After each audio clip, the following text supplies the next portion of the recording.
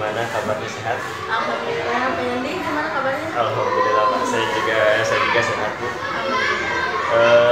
Ini Bu, saya mau minta tolong ke Ibu. Tapi Ibu sendiri gimana, sibuk atau sedang santai untuk saat ini Bu? Saat ini sedang santai.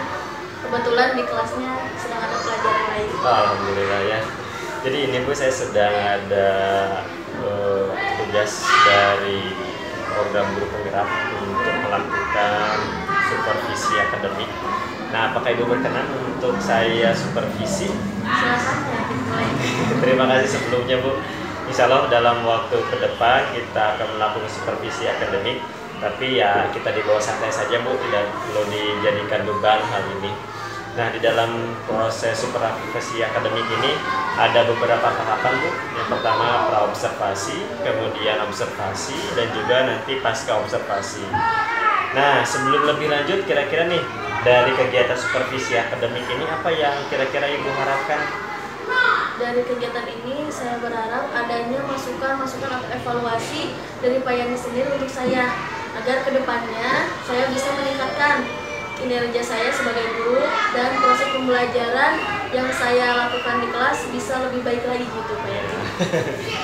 Insya Allah mudah-mudahan ya kita kedepannya bisa saling memperbaiki satu dengan yang lainnya. Dan untuk nanti pada saat pelaksanaan atau pada saat observasi, Ibu akan mengajar apa Bu? Untuk nanti saya akan mengajar tematik Pak Yani. Tematik Ya. ya. Untuk materinya Bu? Materinya mengenai reklame untuk SBDP dan ada sikap keberagaman ekonomi Untuk pelajaran? IPS. Oh iya, IPS. Jadi IPS dan juga SBDP ya Bu ya. Nah, untuk tujuan pembelajarannya sendiri apa ya Bu? Nah, sebelumnya saya sudah mempersiapkan perangkat untuk saya mengajar nanti. Nah, salah satunya ini RPP yang saya buat waktu itu. Nah, tujuan pembelajarannya sendiri, setelah mengamati reklame, siswa mampu mengidentifikasi ciri-ciri reklame dari contoh yang diberikan dengan cermat. Terus, setelah mengamati reklame, siswa mampu membedakan reklame dan bukan reklame dengan benar. 3. Selain membaca teks, siswa mampu mengidentifikasi contoh keberagaman ekonomi dengan benar.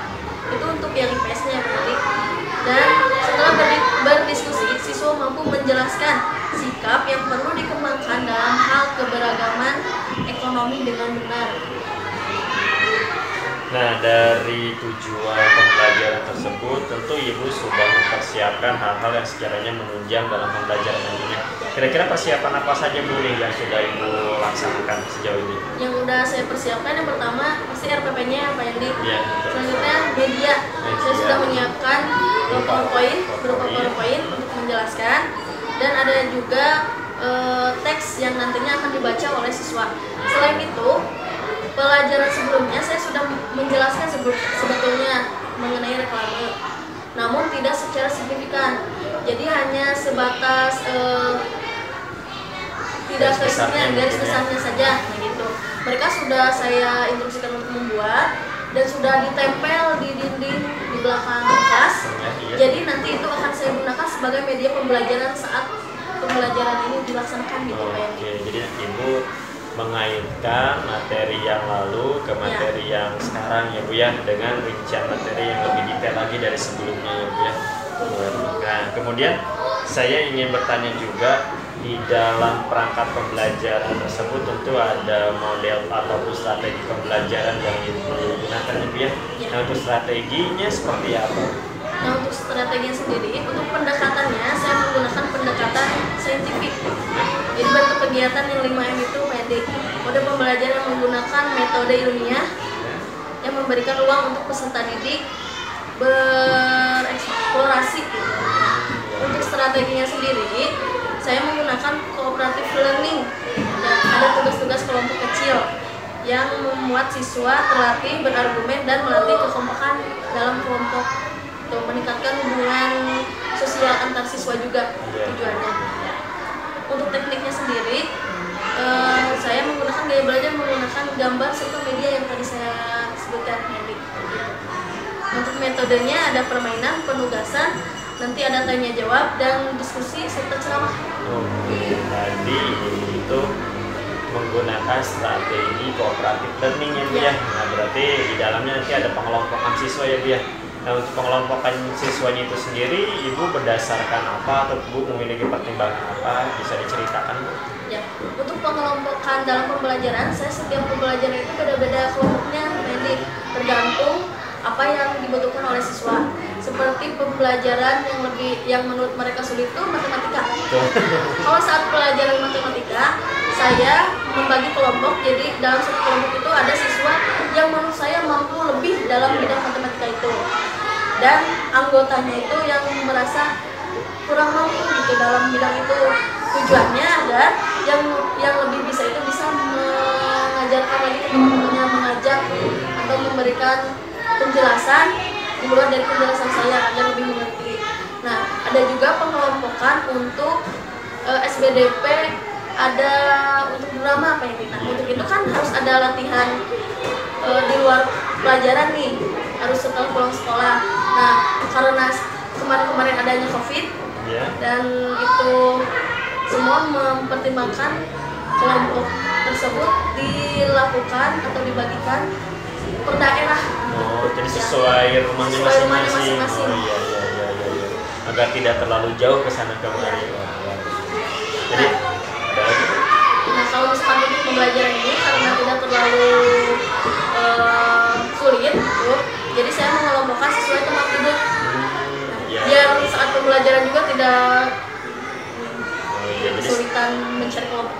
Iya, sejauh ini berarti memang Ibu sudah mempertimbangkan pengelompokan itu berdasarkan kebutuhan dari siswa itu sendiri ya Bu ya. Nah berarti secara tidak langsung Ibu itu telah menerapkan pembelajaran diferensiasi, di mana aksi seorang guru itu melakukan tindakan-tindakan dalam rangka memenuhi kebutuhan. Dan saya lihat tadi Ibu berdasarkan salah satunya kesiapan belajar siswa, ada yang sudah lebih daripada yang lainnya, ataupun ada yang butuh bimbingan lebih. Kemudian selain itu juga tadi berdasarkan wilayah, karena semakin jauh akan mengalami kesulitan lebih gitu ya dalam latihannya, seperti itu. Nah kemudian saya ingin bertanya juga Bu mengenai kendala ataupun tantangan Ibu dalam mengajar itu, khususnya di kelas yang Ibu ampu saat ini seperti apa? Tantangannya sendiri untuk materi yang disampaikan tidak terlalu ada tantangan terlalu sulit gitu Pak. Ini masih sama dengan guru-guru yang lainnya, masih sama dengan pembelajaran yang lainnya. Namun ada satu kendala di kelas saya itu Pak Yandi, jadi ada salah satu orang siswa yang menurut saya itu harus diperlakukan secara khusus. Nah secara khusus di sini bukan karena pangkat jabatan ataupun yang dimiliki orang tua atau sanak saudaranya, ini dari kebutuhan khusus siswa itu sendiri. Ya. Sebelumnya anak itu sudah bersama saya di kelas 5, karena kan saya ngajar kelas 6. Ya, jadi saya tahun sudah, saya sudah tahu karakter anak itu seperti apa. Nah, terlihat lebih menonjolnya sekarang. Jadi anaknya itu lebih sensitif. Misal ada satu orang siswa yang mengingatkan seperti anggap saja namanya A ya.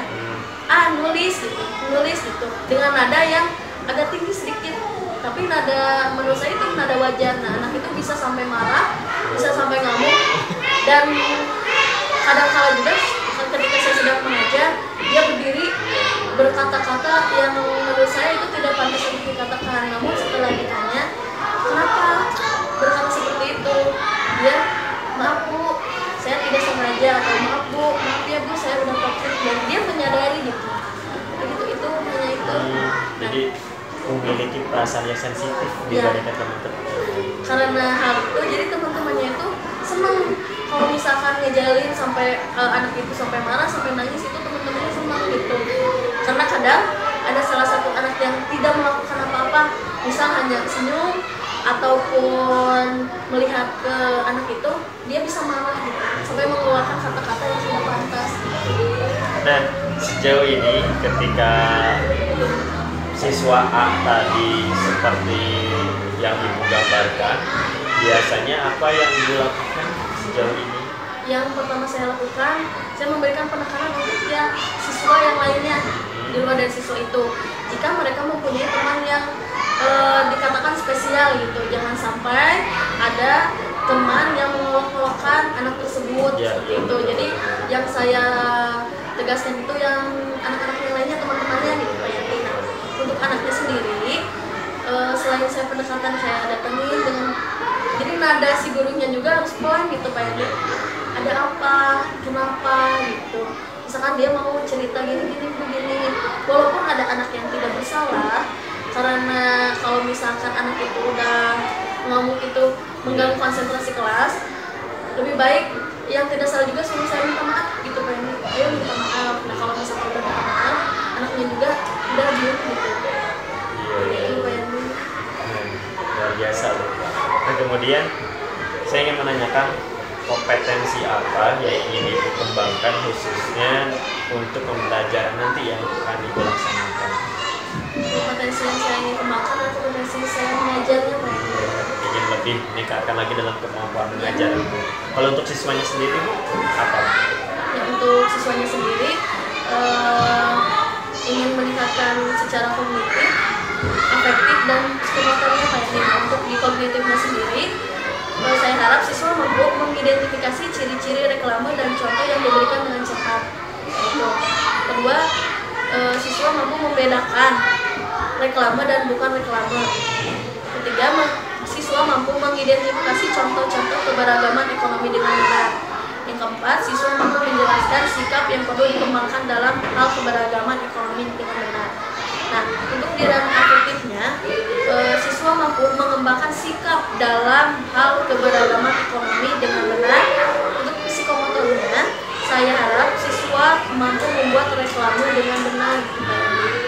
Jadi ini saya tangkap ada pembelajaran sosial emosional juga ya, di mana siswa perlu dalam bersikap yang baik, terutama dalam keragaman ekonomi. Selain itu juga tadi dalam membuat reklame itu tindak lanjutnya seperti apa tuh Bu nantinya?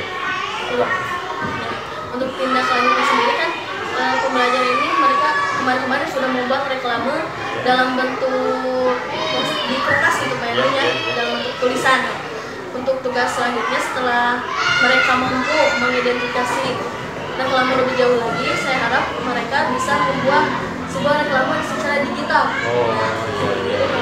Kenapa demikian? Karena ini juga sebagai bentuk bekal mereka di zaman sekarang ini kan, kayak promosi-promosi seperti itu, reklame-reklame itu perlu Pak Yanti.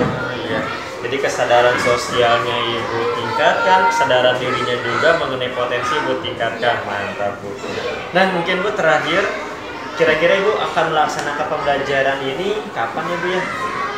Untuk pembelajaran ini saya membuat RPP itu untuk 1 minggu ya Pak Yanti. Nah untuk pembelajaran ini saya akan laksanakan hari Kamis. Hari Kamis, ya. Siap.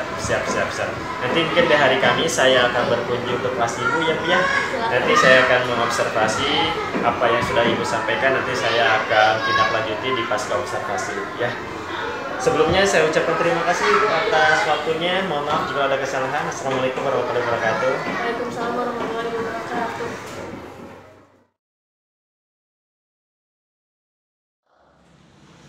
Sebelum belajar, mari kita berdoa dimulai.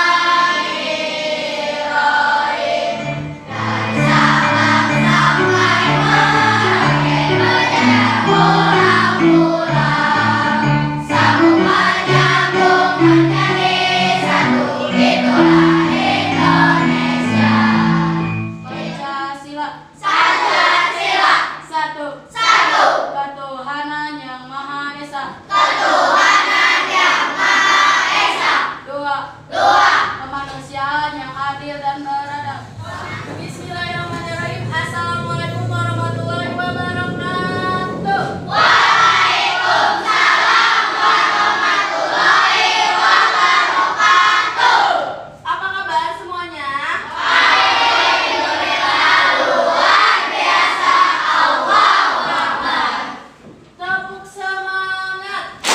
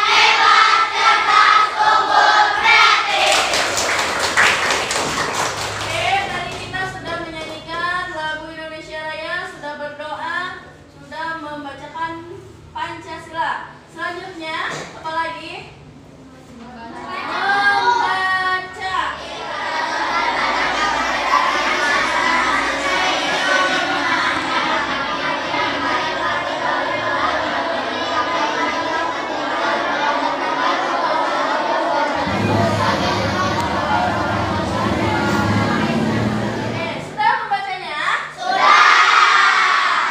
Apa yang kalian baca tadi? Batik seni tradisional Indonesia yang mendunia.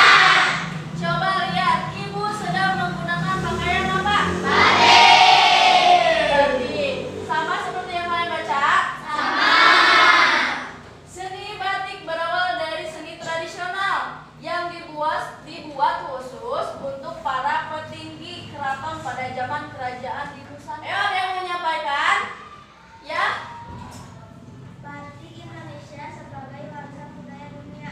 Batik Indonesia sebagai warisan budaya dunia. Apalagi yang kalian tahu? Pulau Jawa merupakan titik awal perkembangan seni batik di Indonesia. Lanjut, ada lagi? Oke, ibu ada cuplikan mengenai sikap terhadap keberagaman kegiatan ekonomi. Simak dengan baik video yang ibu akan tayangkan.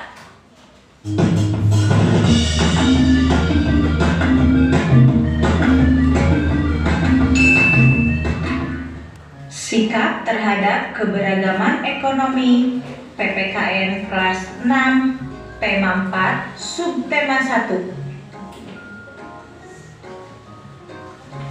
Setiap manusia memiliki kebutuhan yang berbeda. Perbedaan kebutuhan tersebut menyebabkan beragamnya kegiatan ekonomi di masyarakat. Kegiatan konsumsi, yaitu kegiatan memakai atau menggunakan suatu barang dan jasa. Contohnya, pembeli yang membeli berbagai macam. Sikap yang harus kita terapkan dalam keberagaman ekonomi di sekitar, di lingkungan sekitar. Ada yang mau menyebutkan lagi apa saja? Ya, boleh, Ari. Saling menghargai dan menghormati antar pelaku kegiatan ekonomi. Saling menghargai dan menghormati antar pelaku kegiatan ekonomi. Ada yang mau menyebutkan lagi? Boleh? Faisal? Barang yang dibeli sesuai dengan harganya. Membayar barang yang dibeli sesuai dengan harganya. Ada lagi? Alisa? Bermain dengan teman tanpa membedakan kegiatan ekonomi yang dilakukan oleh orang tua. Menghargai keberagaman kegiatan ekonomi. Anak hebat, amatilah kegiatan ekonomi yang berada di sekitarmu. Setiap orang tua temanmu tentu memiliki kegiatan ekonomi yang berbeda. Silakan tulis soal yang ada di papan tulis. Di buku catatan. Kalian boleh berdiskusi dengan teman sebangkunya atau nih empat orang boleh berdiskusi untuk menjawab evaluasi yang ada di papan tulis. Oke. Nomor 3, apa dampak jika kita tidak saling menghargai terhadap keberagaman kegiatan ekonomi? 4, Parudi membuka usaha kerajinan mebel. Ya,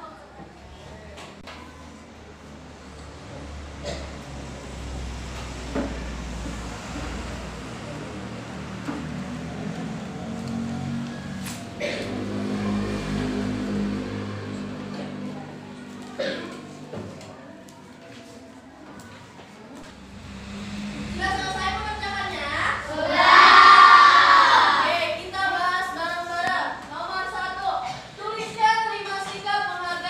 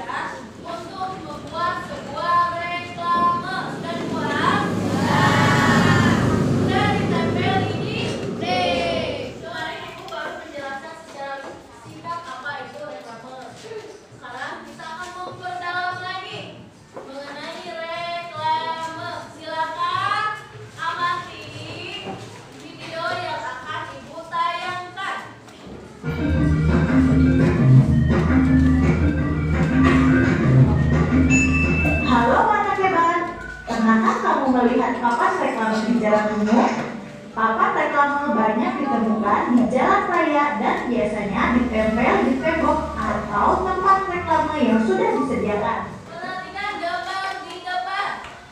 Apa jenis reklame tersebut berdasarkan tujuan pengadaannya? Pak,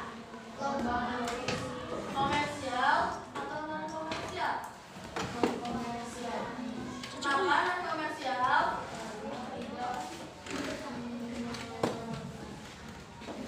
Apa manfaat dari reklame tersebut? Lihat. Sudah dikerjakan? Sudah. Baik. Kelompok mana yang mau mempresentasikan nomor 1? Kelompok siapa yang mau? Kelompok Alif? Perwakilannya siapa kelompoknya? Yang maju? Alif? Boleh, Alif di depan nih. Cari gambar dari reklame-nya adalah nomor 2.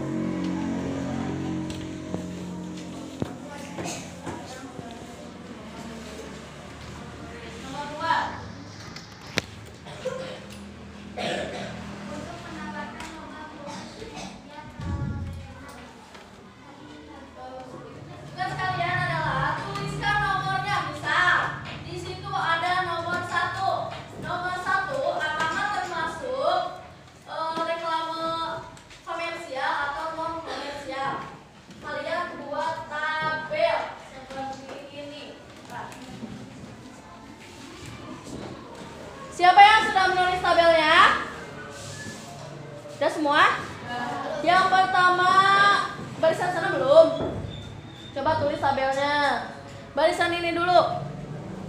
Boleh Ibu kasih waktu 3 menit maksimal.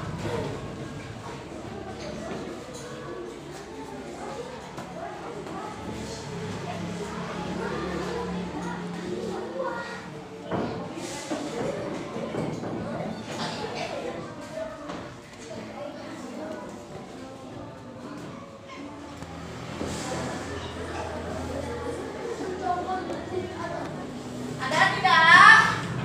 Ada?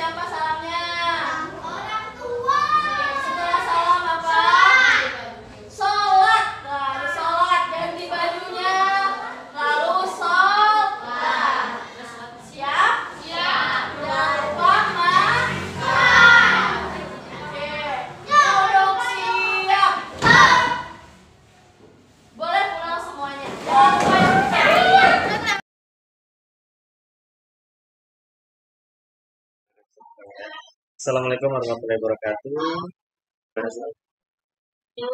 Mana Bu Reni sehat? Alhamdulillah, Ya, jelas saya juga. Sebelumnya saya ucapkan ini pada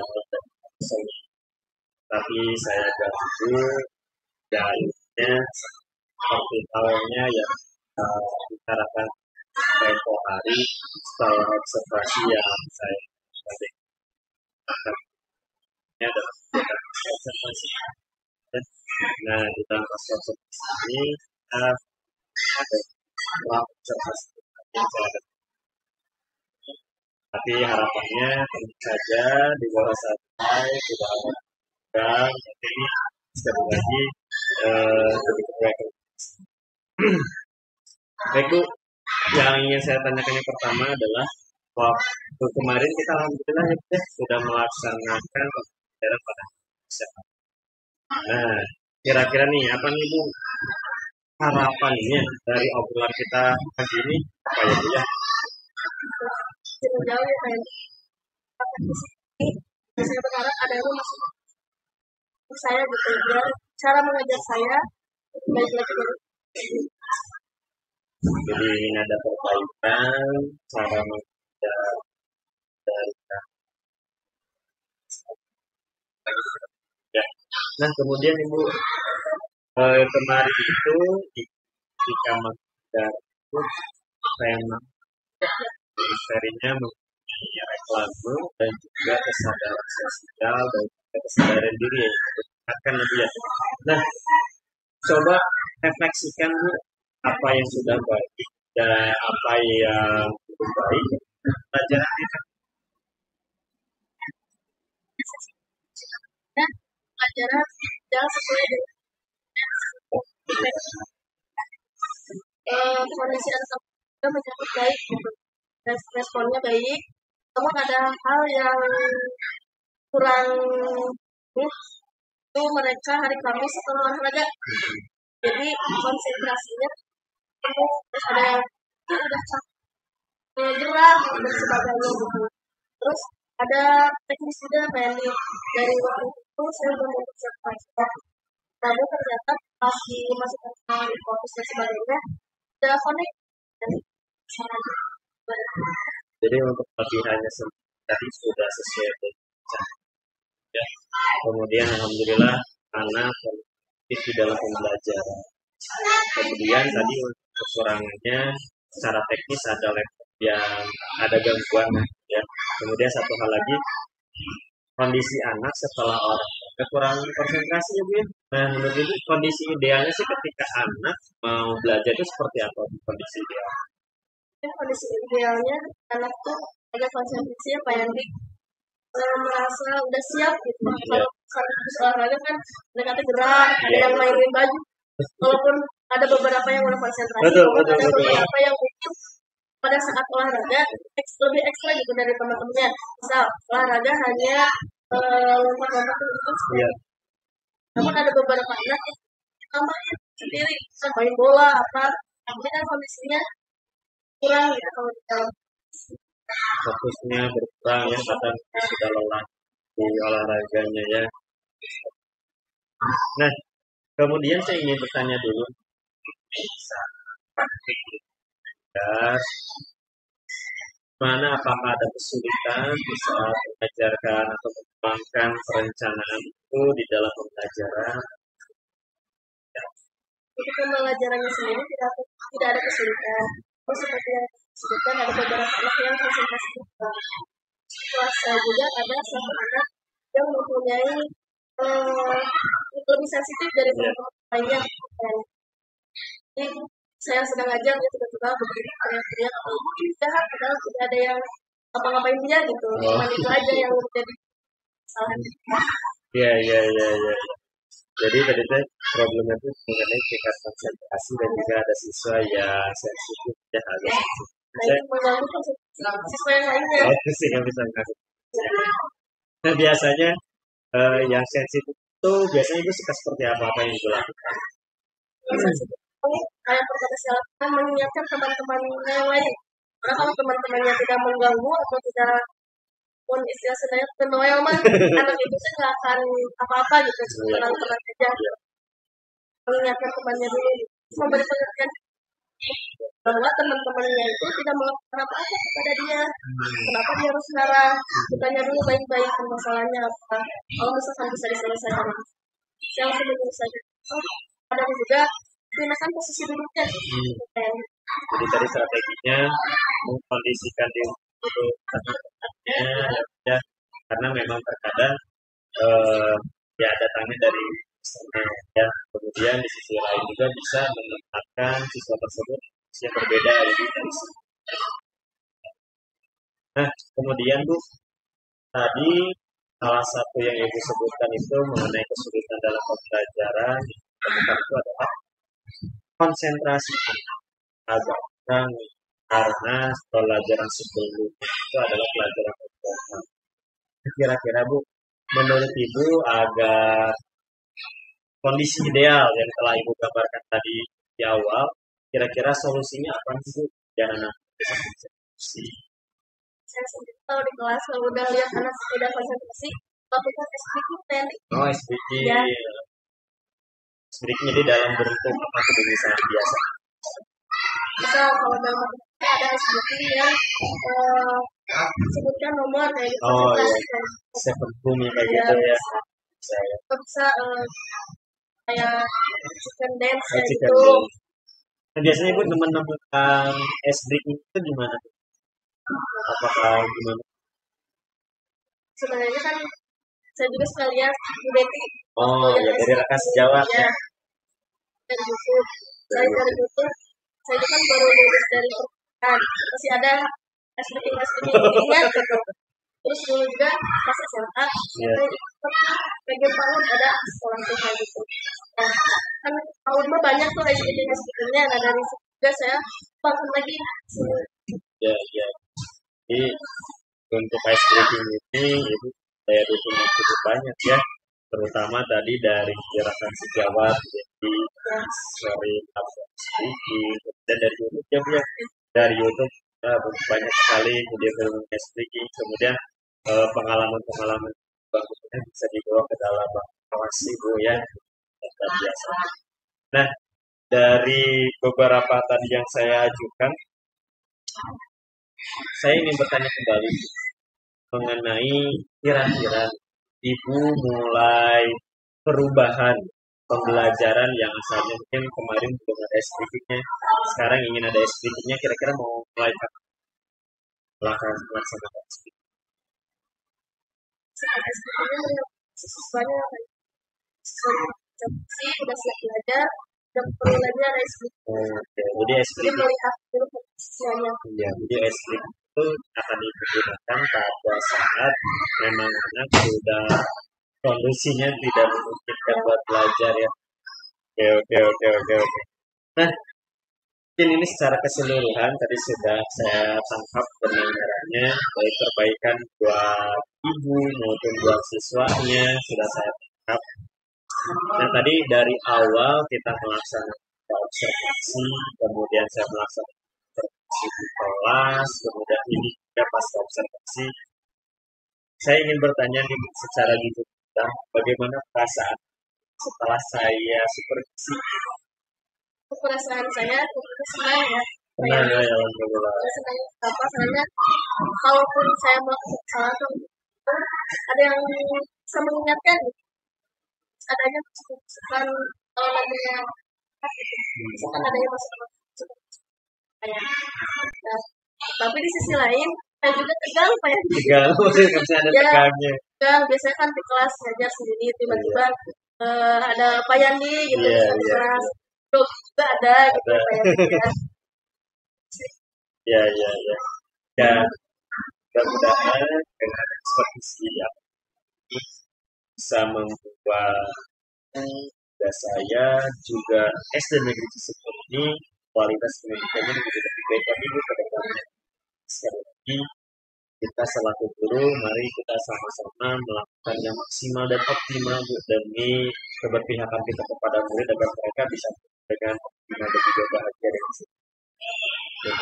Dan cukup sekian Bu pas observasi kita kali ini saya ucapkan terima kasih atas kesediaan ibu.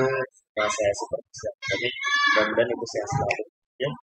Assalamualaikum warahmatullahi wabarakatuh.